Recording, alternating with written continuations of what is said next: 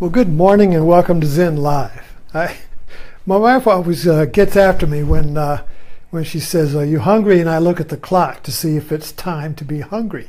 So I've decided I'm not going to just do this talk when it's time to do the talk, but when I have something to throw up, so to speak.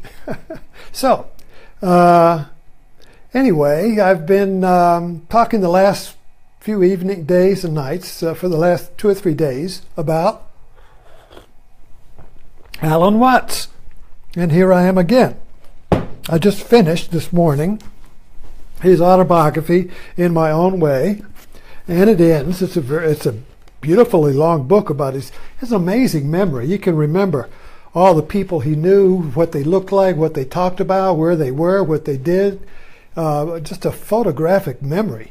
That is great for literature because it just takes you back into his experience in very minute detail, like the exquisite detail of a tea ceremony, and the conversations he had with people, and the people he knew were all of the explorers of the postmodern age that began in the 40s, 50s, and 60s and 70s. But he was, writing books in the 40s, 50s, and 60s, and this was copyright in 1972, and he died in 1973. So this was basically, I guess, his last book. And of course, he died kind of prematurely. He had a heart attack. He had an alcohol problem, and it ends with.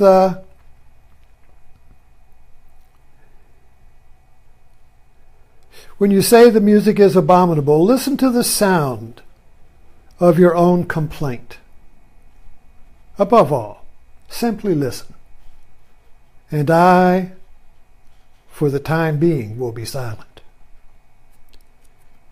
So, anyway, I have been, of course, reading, and I didn't realize how many books I had. I went up to my library upstairs, and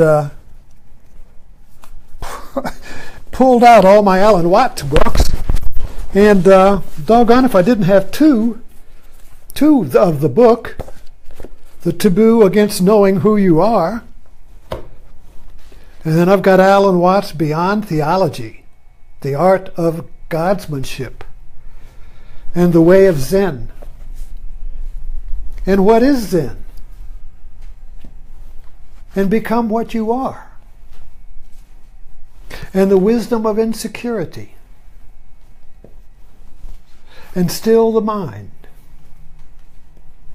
And does it matter? And the Tao Watercourse Way, and Eastern Wisdom, Modern Life. And there's another book here that he thought was his best book, but it was about man, nature, and sex. And I can't find it. It's somewhere in my library. I was going to bring it down, and so I got to, when you look at Alan Watts paved the way, basically.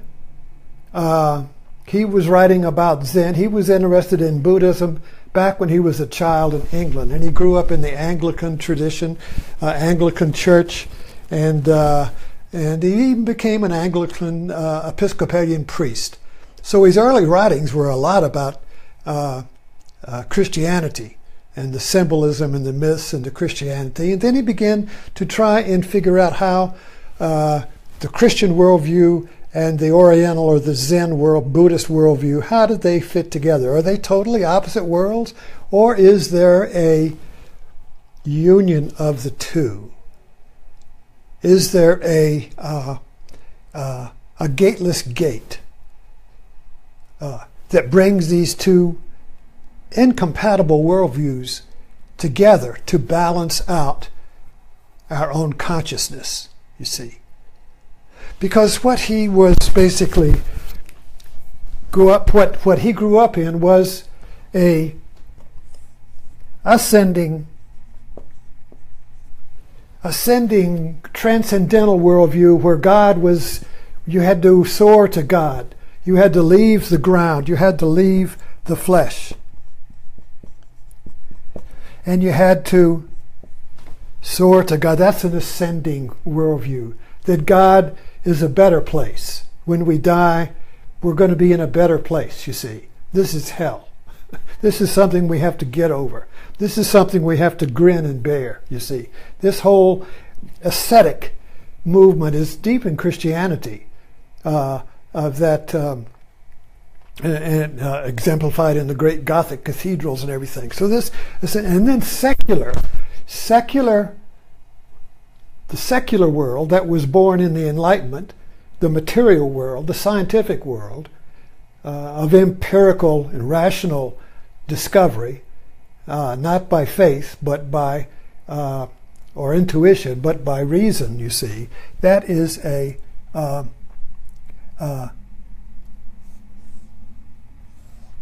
descending world. So that everything is stuff.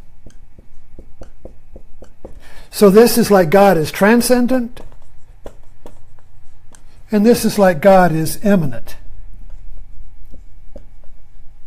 Okay, so it's this. So we live. So the secular world is a descending world in which you come down to form. Form. Everything is form.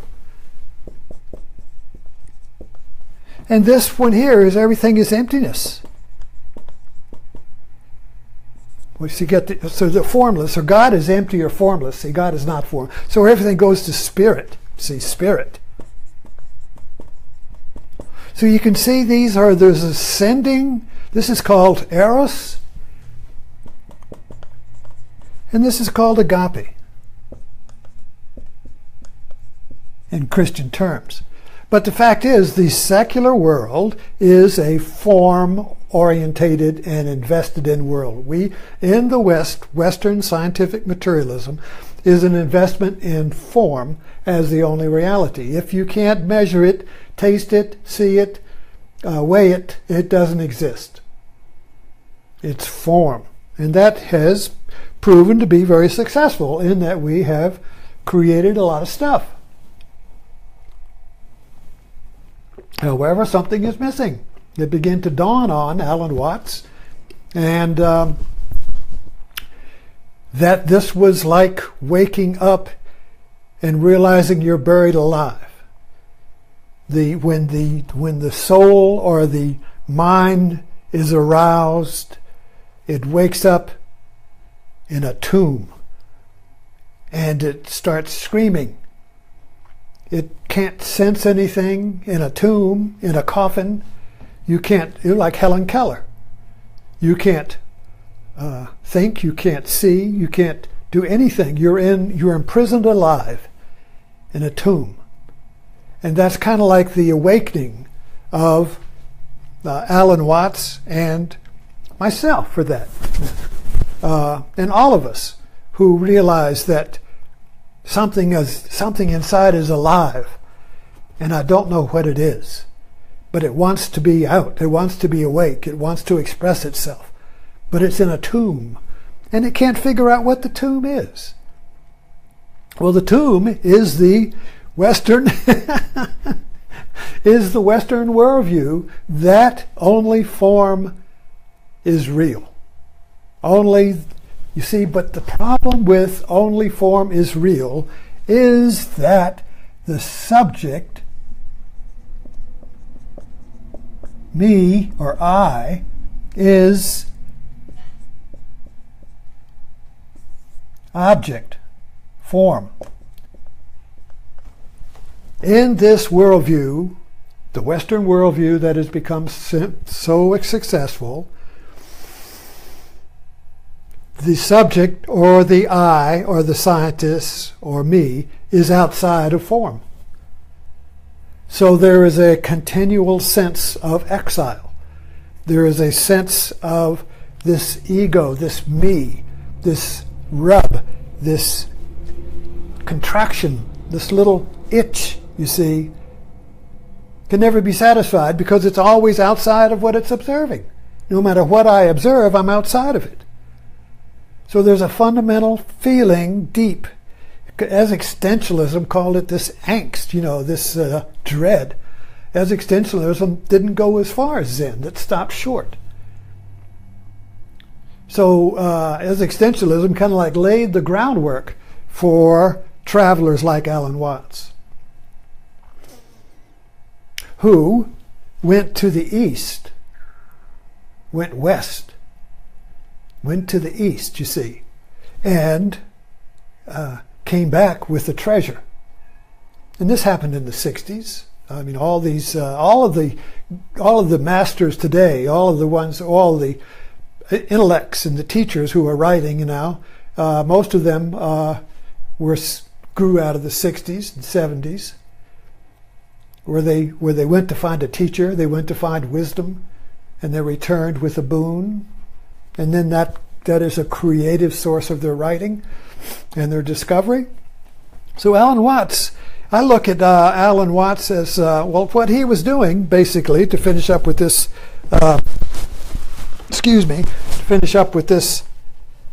little diagram here, is that he put the two ascending and descending triangles together. And this is why he went to Zen. Because here you have the ascending is emptiness or spirit, and the descending is form.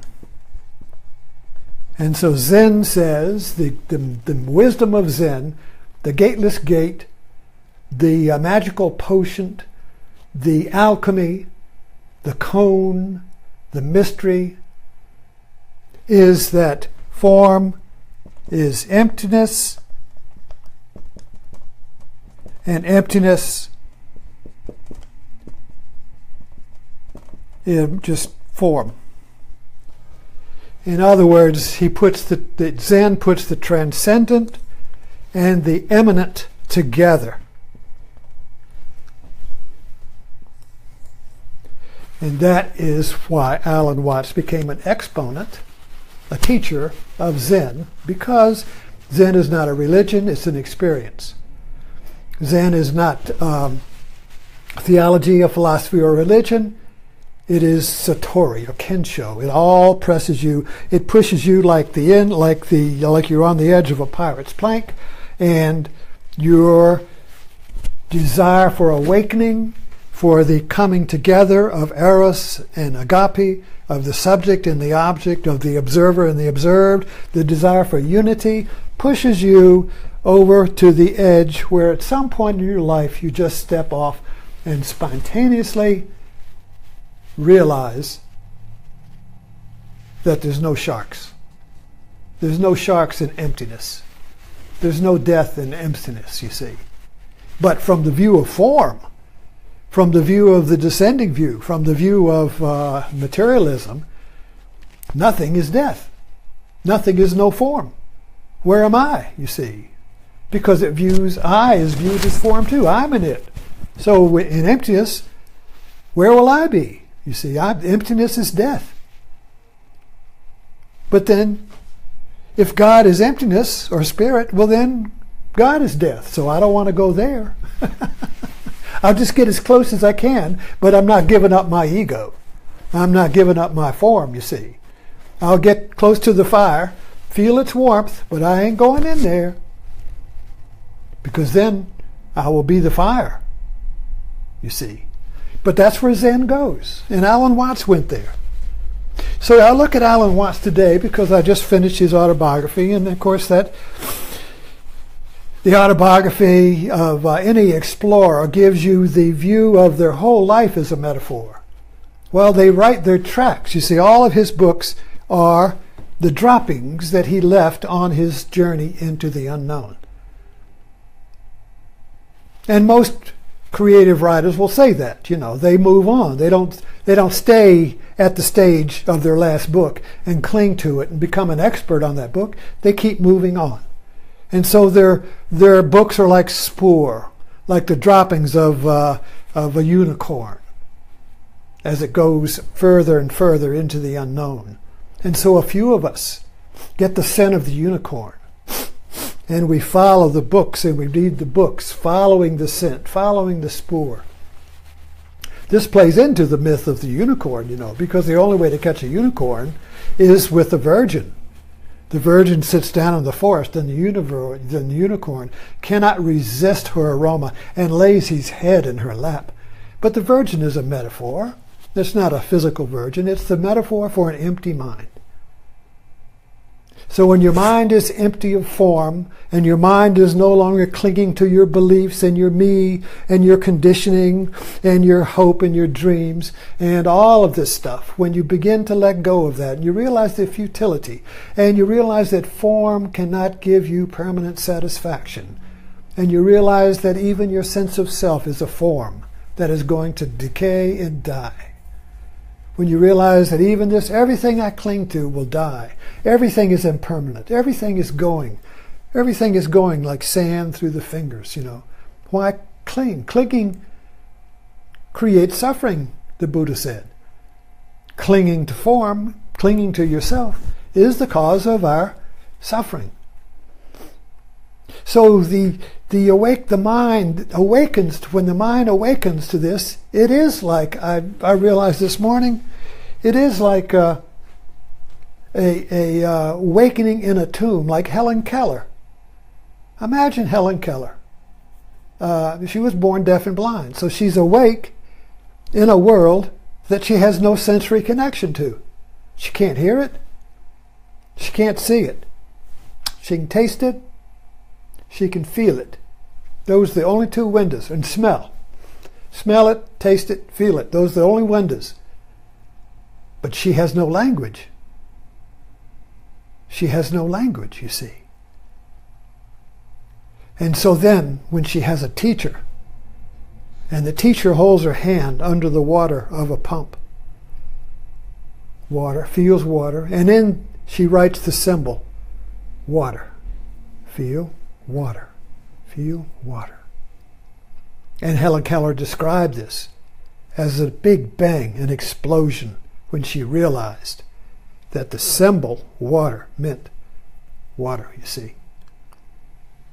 But she never gave in to, she never lost contact with the formlessness. Like we, when we're born into the world and we can see and everything, and we're taught, Mommy, what's that? That's a marker. What's that? What's that? What's this? That's a cup. What is this I'm drinking? That's coffee. And then we fall into the trance, and we believe the words are reality. And we believe that this form, this word eraser or marker, is what this is. So we become fundamentalist. We become literalist. Everything is what it is. Everything is form. There is nothing beyond. There is no emptiness. Where did all this come from? Well, we don't know. It came from Big Bang. Well, what was before the Big Bang? Well, but when we become an Alan Watts, we turn within. So the Big Bang is within. The emptiness out of which we come is within, not without in form, because you can't find it out there. Go as far as you can to the end of the world, or go inward as end as you can. You're still looking at form. And then you come to a word that says emptiness. So you come to a word that says nothing. You say, okay, I know what nothing is. It is nothing. But that's a word. We haven't come in contact with our emptiness. So this is where Alan Watts was going, you see. He wanted to bring these two ascending and descending worldviews, impulses. These are the forces of nature, the eros and the agape. And Christianity puts it all in their terms, but you could say it would be the centrifugal and the centripetal force. One going in, one going out. They have to balance, or else you fly off. So balancing these two forces, bam, Taoism and Zen balances the agape and the eros. And when they balance, you become whole because you are the cosmos. So the cosmos is balancing its own forces in you when you ask for it, when you want it, when you follow its scent, you see. So Alan Watts was basically following the scent book by book, joyously reveling in the juices of the world, yet at the same time, see, he was joyously descending in the taste and smell and dance of the world, while at the same time seeing its transcendence and emptiness. So this is the key, I think, I found in my life, is that my path, following the trail of the Dharma trail or the unicorn or whatever you want to call it, the trail of Christ, whatever the just names, you see. But it's a definite scent. It's the scent that the heart smells, the scent, the vibration of the heart, the tuning fork of the heart, you see. Because the heart is unity. See, the ascending is basically a mental process. The descending is basically a body process, you see. The body feels and tastes. The mind soars, you see. So bringing body and mind together, is this star of the. And if you notice, this in Hindu theology, Hindu mythology, this is Shiva Shakti. Shiva is the ascending, Shakti is the descending. Shiva is the transcendent, Shakti is the immanent. Other culture, but Indian culture has put these two together and locked it in their philosophy of yoga, Vedanta, and in their mythology. And of course, Buddhism was originally Hinduism, but Buddhism is kind of like somebody said, Buddhism is Hinduism for export. Anybody can be a Buddhist, but you have to be born a Hindu. Just like Christianity was Judaism for export. You have to be born a Jew, but anybody can be a Christian. So you can export it. So Buddhism was Hinduism exported, stripped of all of its ethnic and metaphysics, you see. But anyway, I digress. The point is that I'm bringing up here is that in my own way, is that Alan Watts, his whole life is a metaphor. Not just what he wrote, but his whole life, his path, is our path. And that's what a metaphor means. When something is a metaphor, a spiritual metaphor, it points to form with one hand, but it points to you, to your emptiness with the other hand. So the metaphor connects the form and your own subject, your own emptiness, your awareness, and puts them together in a mystical way, in alchemy, in a magical way, you see, in the unicorn way. And that's the way of Zen. So thanks for dropping in, and who knows what we'll talk about tomorrow.